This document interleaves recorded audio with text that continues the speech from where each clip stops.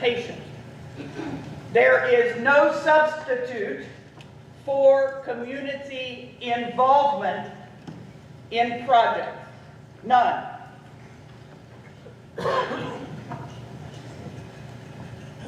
So, here's the thing about this project. This project is making a bid to become your all's neighbors. And I hope it ends up being a good neighbor. But the way to ensure that it will be a good neighbor is to be able to understand things like ramp time in these data centers, right? If you're going to construct multiple buildings to hold multiple data centers in a place, then what you need to know is, by when will this development be constructed, and are you bringing people, tenants that you already know about, to this development, or are you renting to people who may or may not come? Because if you build out power infrastructure for these folks, timing is everything. And if you build out power infrastructure for these folks without knowing the timeline of when this development will be constructed, and not only when it will be constructed, but when the tenants will be occupying it, right? If you're building out 1.2, I've heard anything from 1.2 to 2.2 gigawatts of power. I'm not sure exactly what the final number is, but that is about 2/3 of EKPC's current capacity, as I understand it. So this is no ordinary development that you are inviting to be your neighbor. When I was here on September the 20th, my major concern about the project was that the people here in Mason County were being asked to trust their elected officials' judgment about the intentions and the trustworthiness of their new neighbor. That's still my major concern about the ordinance as it is written. It lists a lot of steps that will be taken to vet the potential data center customer that is on the way to project realization in this county. And it gives the responsibility of oversight planning to the zoning board, state agencies, or others that may or may not have the expertise to evaluate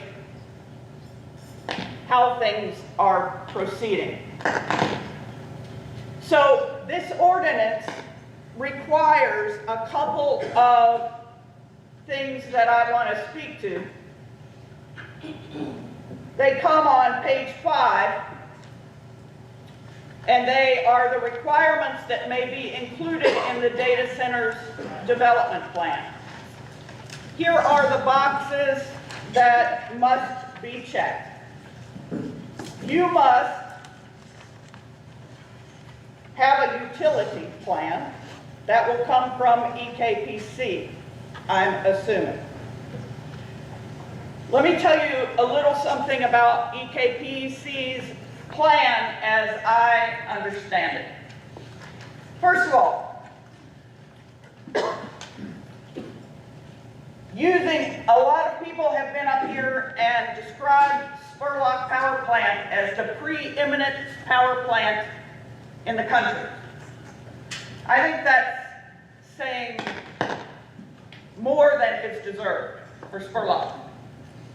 What I understand is that without the upgrades that this data center is bringing to this county, Spurlock and Cooper would be closed by 2032. The power plant, as I understand it, was put into operation, the first unit, in 1977, There's a Unit 4 that came online in 2009. The other thing you need to know about Spurlock is it burns coal. And coal is sometimes reliable if we're not talking about winter storms, but it is most certainly the most expensive energy going. And so if this data center is allowed to keep coal online, unless Spurlock and Cooper are specifically called to support that data center. And I'm not sure that a Fortune 20 or 10 or 100 or whatever it is, I'm not sure that a company of that status really wants to pay for the most expensive energy going. So one of the things that EKPC could have done to encourage this company to come would have been to diversify their energy offerings in order to bring down the price per megawatt hour of the power that they are offering to this very modern company that probably does not want to pay 20th century prices for its energy. EKPC could really help this community if it diversified its energy portfolio in order to lower not just the data center's cost of power, which is really important if they're going to be burning so much. What they could do is diversify their energy portfolio, which they have said that they are going to do. The other issue that I see is when, let's just say we accept Spurlock and the burning of coal, and the fact that if you get your energy from EKPC, which you are required to do because we don't have markets here, right? You can't choose your own energy supplier, which for us here in Kentucky means that we're stuck with the bad decisions that our utilities make to lock us into fossil fuels into this 21st century.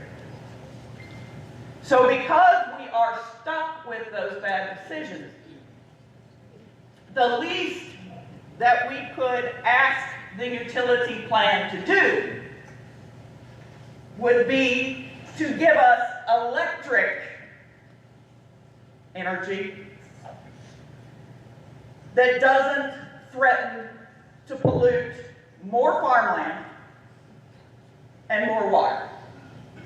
But instead, they're giving us coal and gas, all fossil, and that pipeline and the gas plant that they're planning to put in down at Cooper, which is south of here, that's going to cost, as I calculated, at least $2.1 billion for the cost of the pipeline and the gas generator down at Cooper.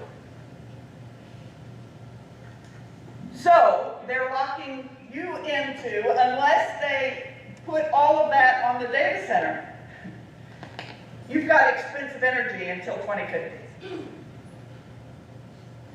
You can thank your utilities for that. I'm also concerned, so what I would ask you to do when you think about your utility plan is I would ask you to ask yourselves, do we want a modern grid here in Mason County And do we want a grid that's actually going to attract the kind of industry that you want here? Not just the kind of people who say, oh my God, we have to get on the grid immediately. Our concern is being quickest to market, and we don't care what our power looks like. If you really want to attract that kind of industry, then you can make a utility plan in your ordinance that has some specifics in it. We'd like the data center to bring its own energy. We'd like the data center to have 50% renewable, which is completely reliable and doesn't risk what happened in Winter Storm Ian and Elliott, which were rolling blackouts in our state that almost became an entire blackout for the Eastern Seaboard because both coal and gas plants failed during the winter peak. So I'd ask that we build out that utility plan in a way that points you toward the future, the grid that will actually attract the manufacturing that you want here, as opposed to letting your vertically integrated utility lock you in to an aging grid with that uses last century fuels.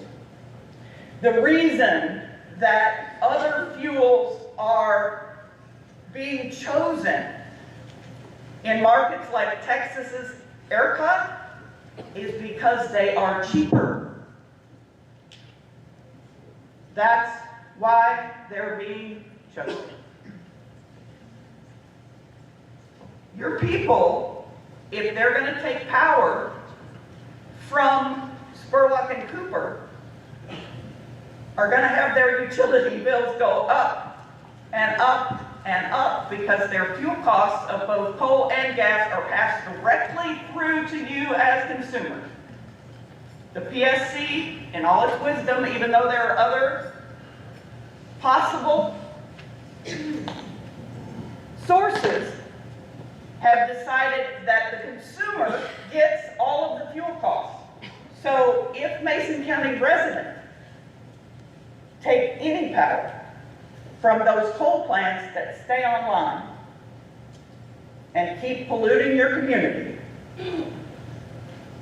then their bills are going to go up. So I'd ask that you build out a utility plan with more specifics. What does your future look like here? What does your power look like here? Use this opportunity to work with the developer to give yourself what you deserve, which is lowest cost power. Have the data center have renewable power. Ask them to do that. You have that power. Same thing goes for the environmental impact assessment. You have in the ordinance that you want it to happen, but you don't have specifics about what you're looking for in that assessment, right? Once you do the assessment, so what? Right? There are impacts. What is the level at which you decide that those impacts are unacceptable? What do you hope the environmental impact assessment shows you? Right? Right now you have in there that yes, you have to do one, but then once you do it, what are you going to use it for? If I were you, I'd use it to make sure this developer brings to your county what you deserve. A community benefits agreement that makes sure that they leave this county better than they found it, not worse. You can do that. You have that power here.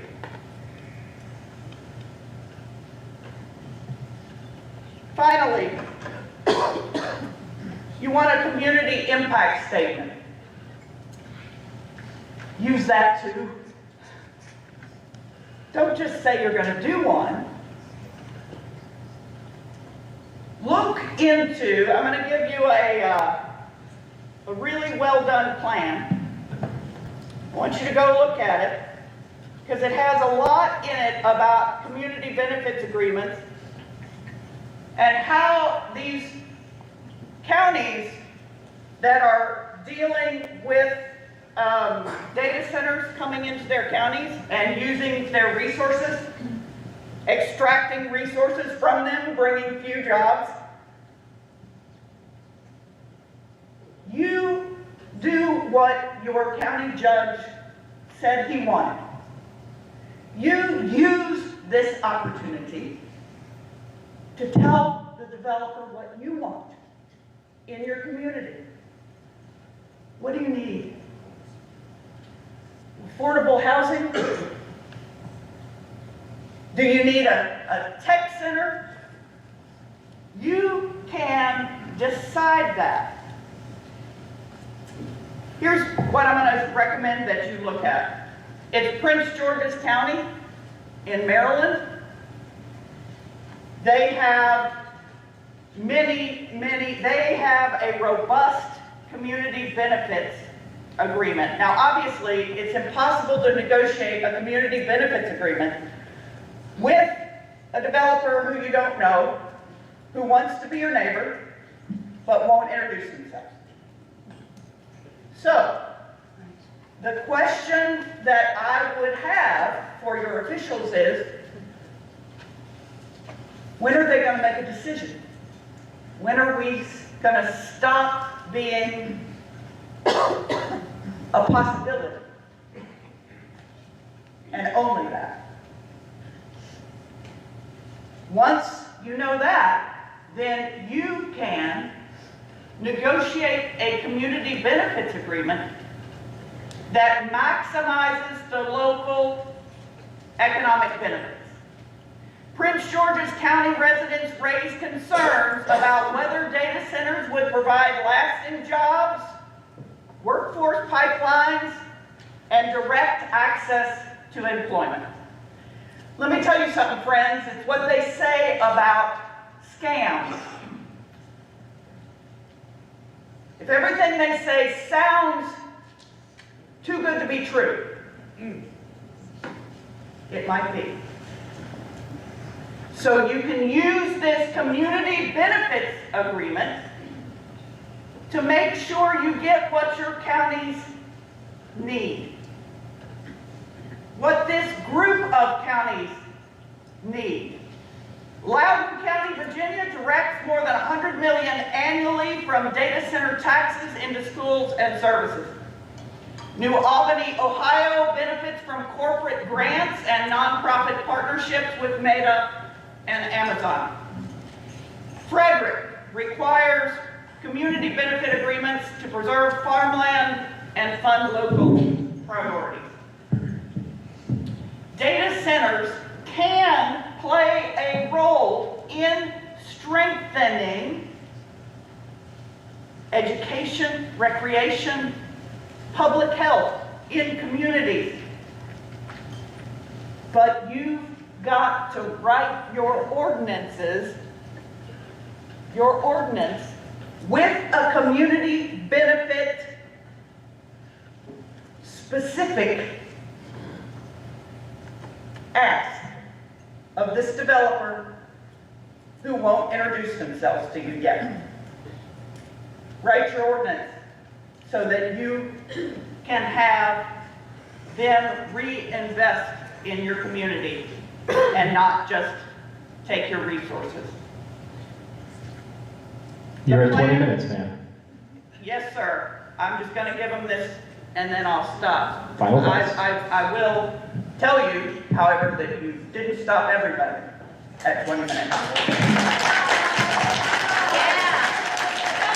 But I'm happy to finish, don't worry. You're actually at 21 and a half minutes. I've given you extra time as well, man. But continue. Final thoughts, please. Final thoughts are right now. I'm going to give them this link. www.pgplanning.org.